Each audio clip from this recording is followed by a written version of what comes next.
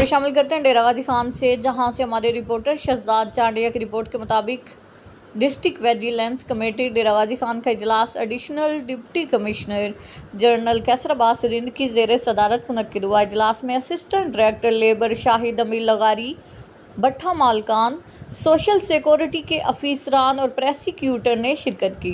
इजलास से खिताब करते हुए additional deputy commissioner general Qaiser Abbas Rind ने कहा कि मजदूरों से जबरी मुशक्कत लेना और चाइल्ड लेबर की किसी तौर पर भी इजाज़त नहीं दी जा सकती। हुकूमत पंजाब आम शहरी को उनके हकूक़ की फराहमी के लिए अपने वसाइल इस्तेमाल में ला रही है।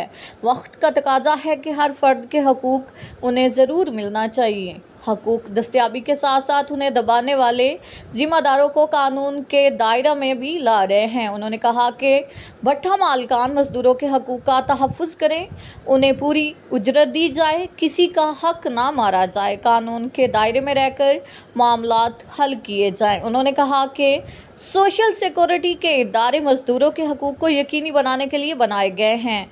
भट्ठा मालकान इन इदारों के वाजिबात ज़रूर अदा करें ताकि सोशल कार्ड्स की बदौलत मजदूर तबका भी हुकूमत पंजाब की तरफ से फराहम करदा तिब्बी सहूलियात से मुस्तफ़ीद हो सके।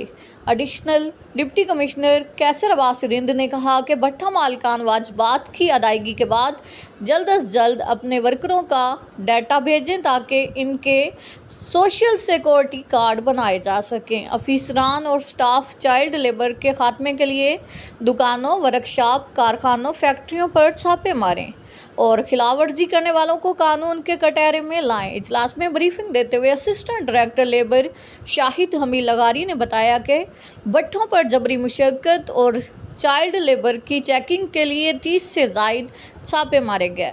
इस दौरान चाइल्ड लेबर पर एक और जबरी मुशक्कत लेने पर 16 जिम्मेदारों के खिलाफ FIR दर्ज कराई गई हैं।